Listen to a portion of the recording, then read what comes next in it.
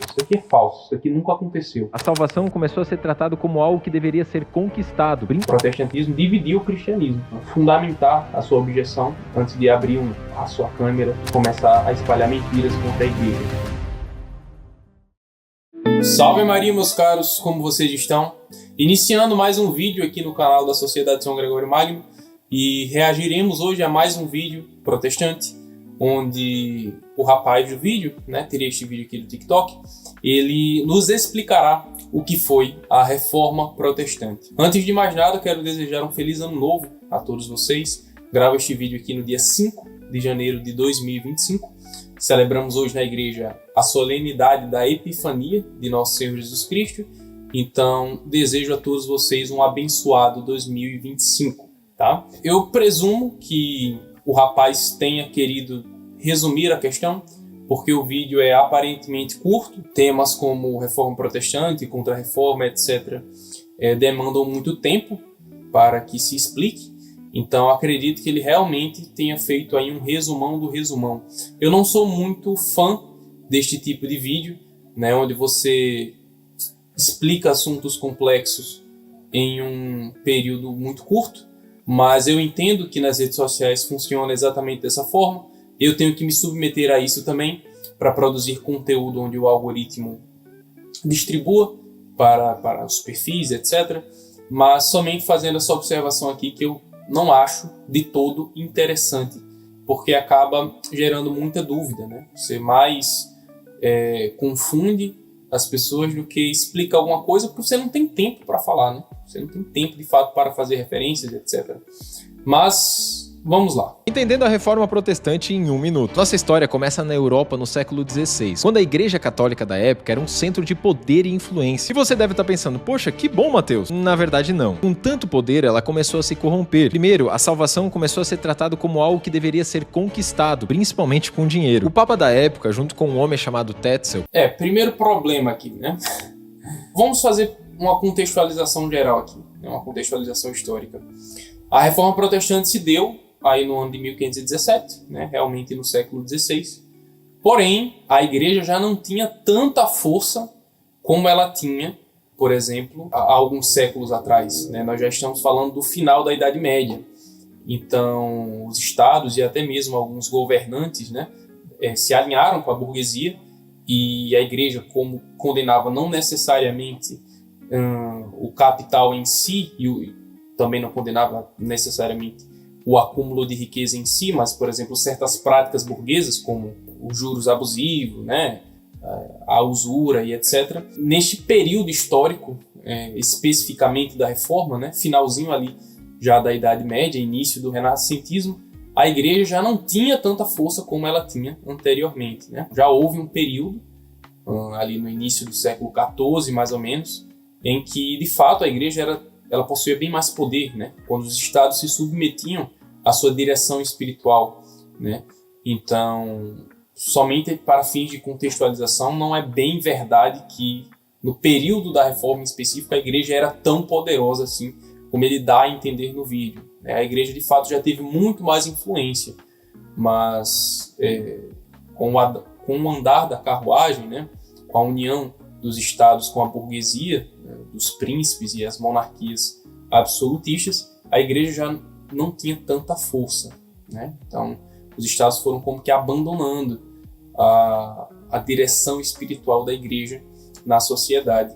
E o segundo ponto aqui, e eu já imaginei que ele fosse recorrer a esta objeção, é em relação à venda da salvação, o famoso vender terreno no céu. Isso daqui é falso, isso daqui nunca aconteceu, tá? Não existe uma única bula papal, um único ofício do magistério da igreja, ou qualquer documento magisterial em que se venda a salvação das pessoas, ou que se exija de forma coercitiva que as pessoas comprem a sua própria salvação.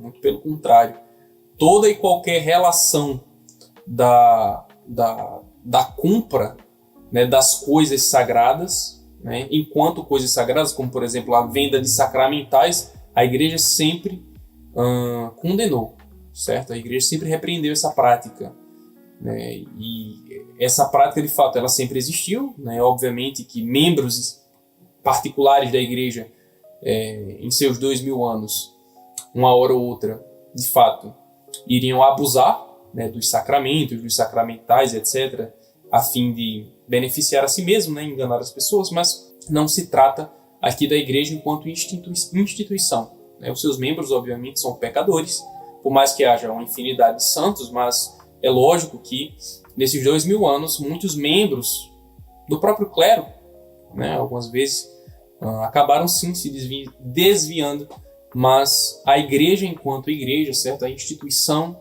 governada pelo Papa jamais ensinou algo do tipo ou ofereceu algo dessa espécie para os fiéis, certo? Então isso daqui é falso. A igreja nunca vendeu o terreno no céu, tá? E acredito que ele vá, por exemplo, explicar um pouquinho melhor, ou não, né?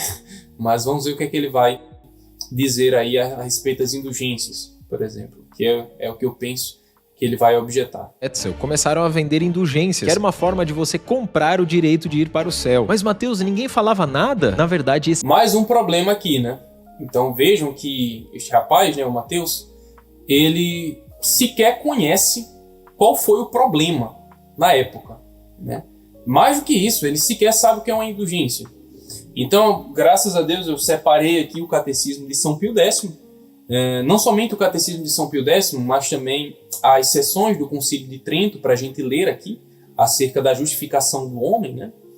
Então, ele faz um misto de confusões, na realidade. Primeiramente, ele pensa que a indulgência é justamente isso, né? A igreja conceder a alguém a sua salvação, né? O seu cantinho no céu. E conceder de que forma? Através de pagamento. Então, você compra uma indulgência que você é salvo, né, automaticamente. Isso aqui é amplamente falso, né? Vejamos aqui o que o magistério da igreja nos ensina, né? O Catecismo de São Pio X, na sua pergunta 386. O que é indulgência? Indulgência é uma remissão da pena temporal, veja, da pena temporal devida aos pecados já perdoados e que a igreja concede sob determinadas condições a quem está em estado de graça. Então, essa é a definição de indulgência. Mais uma vez, indulgência é uma remissão da pena temporal aos pecados já perdoados. Ou seja, só lucra uma indulgência quem já está com seus pecados perdoados, ou seja, quem já confessou os seus pecados, quem está em estado de graça, né? Uma pessoa que lucra uma indulgência quando dá ocasião de um jubileu, por exemplo, né? Neste ano de 2025 nós teremos um jubileu, né? Assim como também próximo ali da reforma também houve um jubileu, mas uma pessoa que lucra uma indulgência, ela não está garantindo um lugar no céu, né? A pena temporal é justamente aquela pena que é devida a alguém pelo pecado que ela cometeu. Então, obviamente, Lutero não acreditava na realidade do purgatório, e tampouco este senhor aí, mas quando você comete um pecado, este pecado ele gera consequências temporais, né? E por mais que você confesse esse pecado ao sacerdote e receba a absolvição daquele pecado, ou seja, voltando para o estado de graça, você ainda precisa reparar estes danos que foram causados pelo seu pecado, ou seja, as consequências dos pecados que já foram perdoados na confissão. A indulgência ela serve para isso, né? Para apagar esta pena. Não é que você precisa da indulgência para ser salvo. Não. Você precisa, obviamente, ter fé em Jesus Cristo e estar em estado de graça, tá? Isso daqui é o que faz você ser salvo, é o que faz a sua alma ir para o céu, tá? A indulgência, obviamente, como o próprio catecismo explica, é a remissão da pena temporal que você sofre no purgatório dos pecados que foram perdoados aqui na terra. Então, a alma, que ela parte deste mundo em estado de graça, porém, ainda com estas penas temporais a serem purgadas, ou seja, a serem cessadas, eliminadas, batidas, esta alma, primeiramente, vai para o purgatório, para que estas penas sejam purgadas lá, e logo em seguida, ela parte para o céu. Obviamente, nós não dependemos somente das indulgências para purgar estas penas temporais, né? Nós podemos nos livrar delas aqui, na Terra, praticando boas obras, por exemplo, penitência, fazendo penitência, né? Nosso Senhor Jesus Cristo diz que o céu inteiro se alegra quando um só pecador faz penitência. É justamente por isso. A penitência serve para isso, tá? Não somente para a nossa santificação pessoal, através de obras de mortificação, por exemplo, obras de caridade, etc., como também para remir esta pena temporal do purgatório, fazer com que você se livre dela aqui na Terra, né, desta pena, que é consequente dos pecados já perdoados, para, morrendo em graça, ir direto para o céu. Então a indulgência ela serve exclusivamente para isso. Tá? Indulgência não garante lugar no céu. Indulgência não salva uma alma.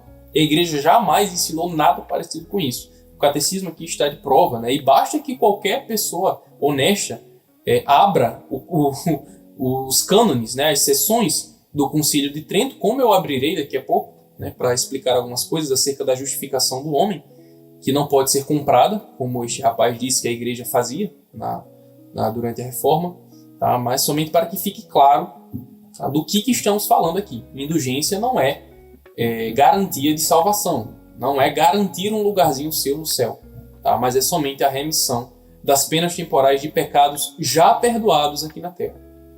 E obviamente esse perdão se obtém na confissão ou no batismo. Na verdade, esse era o segundo grande problema, já que a palavra do Papa e do clero eram considerados autoridade máxima. Se você questionasse, você poderia ser morto. Foi quando um monge agostiniano... Eu não gosto de ficar tendo que parar o vídeo direto, mas porque é muito absurdo, né?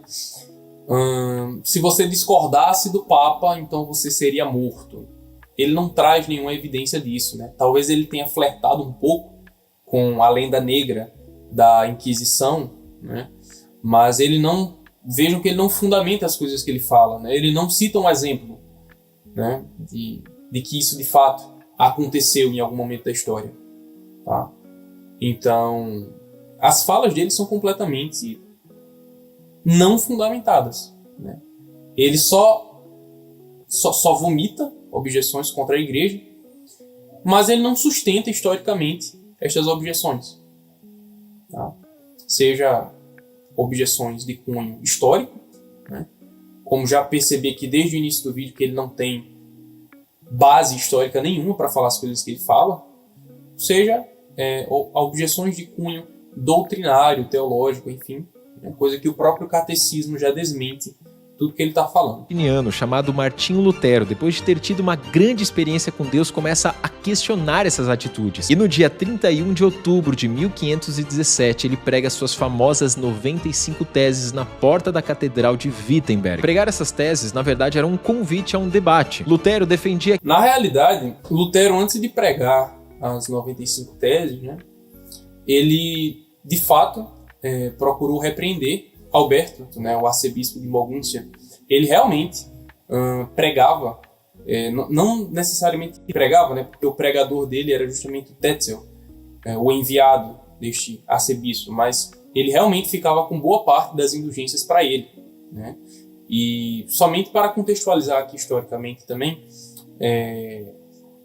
mais ou menos ali entre 1492, né, que era um ano que se aproximava do jubileu, que a igreja celebraria no ano de 1500, mas ali no início de 1492 em diante, a igreja começou justamente este anúncio de que concederia indulgências plenárias para quem se oferecesse, né, para ajudar, contribuir de forma deliberada, né, ou seja, nada coercitivo, para quem quisesse ajudar a igreja financeiramente para cobrir os custos que a igreja teria ao reconstruir, né, Roma e torná-la um centro urbano, né? Então, por exemplo, a Basílica de São Pedro, tal como nós conhecemos hoje, ela foi reconstruída, né? Ela foi adaptada justamente com a ajuda dos fiéis. Então, quem se submetesse livremente para ajudar a igreja financeiramente, para cobrir os custos do jubileu, do ano jubilar, e também da reconstrução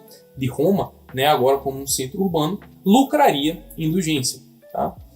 E estas eram as condições para que você lucrasse indulgência. Sempre que você lucra uma indulgência, você tem que cumprir certos requisitos, né, certas condições. E neste ano será a mesma coisa, né, de 2025, sempre foi assim. Então, acontece que esse arcebispo, né, de Mogúncia, chamado Alberto, ele ficava com parte das indulgências para ele, ou seja, ele desviava, né, ele era um corrupto, e ele enviava o seu pregador Tetzel justamente para pregar a favor da doutrina das indulgências para que ele conseguisse, né, o arcebispo lucrar em cima disso. E aí, realmente, Lutero ele repreendeu um ato que é em si corrupto, obviamente, e enviou uma carta, né, a este arcebispo, mas não foi respondido, e aí iniciou todo o problema, né, toda a sua revolta. Lembrando que Lutero se apoiou nisso, mas obviamente ele defendia diversas doutrinas contrárias à própria escritura que ele dizia defender, né? Não cabe a este vídeo falar exclusivamente sobre Lutero e sobre as suas heresias, né, mas somente dele retirar livros da Bíblia. Você já vê que ele não passava muito bem, né, da cabeça para um homem como este, depois de séculos, né, dizer que Lutero teve uma grande experiência com Deus, né, que foi utilizado como um instrumento de Deus para se opor, né, à doutrina herética da igreja. Doutrina esta que ele também não conhece. Mas vamos ver o que é que ele fala aqui no final. A salvação era somente pela graça mediante a fé. Que papa e nem ninguém tinha uma palavra inerrante, somente a Bíblia era a autoridade máxima. É claro que Lutero foi... Ainda bem que nem mesmo a Bíblia se coloca como a única autoridade, né? Nós encontramos centenas de passagens, né, em que São Paulo, por exemplo, ele manda guardar as tradições, né, que ele ensinou, seja por palavra oral, seja por palavra escrita, né? São João, no seu evangelho, diz que muitas coisas que nosso Senhor Jesus Cristo fez não foram escritas, né, e que não haveria livro suficiente para conter tudo. E também, ao final de suas cartas, né, São João, ele diz que ainda há muitas coisas para falar, mas ele prefere ensinar pessoalmente, né, ou seja, de viva voz. E tantos outros versículos, né? A Sagrada Escritura nunca se coloca exclusivamente como a única palavra de Deus. A Sagrada Escritura não exclui a figura do magistério, muito pelo contrário, coloca ela como coluna e sustentáculo da verdade, né? 1 Timóteo 3,15. E essa autoridade da igreja foi otorgada pelo próprio Cristo, né? Vejamos aí Mateus 16, versículo 18, e tantas como Lucas, por exemplo, acho que Lucas 10:16, quando nosso Senhor Jesus Cristo diz, né, à sua igreja, aos seus discípulos, né, que eram autoridades para pregar, para ensinar: quem vos ouve, a mim ouve, né, quem vos rejeita, a mim rejeita. Então, a Sagrada Escritura nunca se colocou como uma única autoridade máxima de fé. Tá? Isso daqui também é uma mentira, mas em outro vídeo podemos falar exclusivamente sobre sola Escritura. Lutero foi considerado um herege e foi excomungado, mas esse movimento começou a se espalhar e incendiar o coração das pessoas da Alemanha, da Suíça, da Europa e do mundo todo. Quando nós comemoramos... Pois é, né? E aí é por isso que o protestantismo não possui unidade. Então, Lutero começou o problema, mas os seus adeptos eles não se contentaram nem mesmo com aquilo que seu fundador ensinava. Então, hoje em dia o protestantismo tem, sei lá, quantas cabeças, né? Quantas seitas. Entre os reformados, você já tinha nesse período aí várias seitas distintas também. Né? Os luteranos, os calvinistas, né? Os presbiterianos, posteriormente os anglicanos, e por aí vai, né? Simplesmente é como que um vírus, né? Que ele vai se proliferando nos organismos até então saudáveis e os torna doentes, né? Infelizmente. Nós comemoramos a Reforma Protestante, nós não estamos comemorando uma cisão, uma divisão, e sim um chamado que... Na prática tá, né? Foi o que aconteceu. Você tendo fé ou não, você sendo protestante ou não, foi o que aconteceu. Então sim, você comemora uma cisão, né? O protestantismo dividiu o cristianismo. Chamado que todos nós como cristãos temos para uma correção diária e constante, para que nós nunca nos afastemos da verdade da palavra de Deus. O problema é o seguinte: qual é a seita que prega exatamente a verdade tal como ela está na Escritura?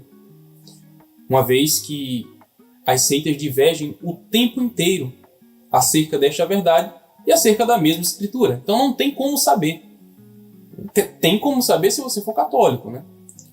E aí você vai se confiar exclusivamente no ensinamento católico, que ele desconhece nitidamente, né? E ensinamento este que não é mentiroso, como ele aparentou que fosse, né, ao falar das indulgências, como a venda de um terreno no céu. Mentira, falso. Né? Basta você ter honestidade intelectual para abrir o catecismo e ler.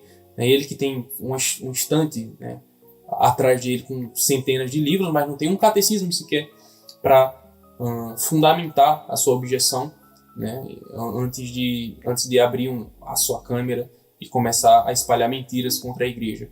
Mas, de todo modo, nós também encontramos na internet todas as sessões do Concílio de Trento, né? E aqui na seção 6, no capítulo 8, vai dizer o seguinte, né, contra essa objeção de que a justificação do homem, a salvação, ela pode ser vendida, por exemplo, né? Ela pode ser obtida de alguma outra forma que não pela graça e pela fé. Como se deve entender a justificação gratuita do pecador pela fé? Vamos lá, capítulo 8.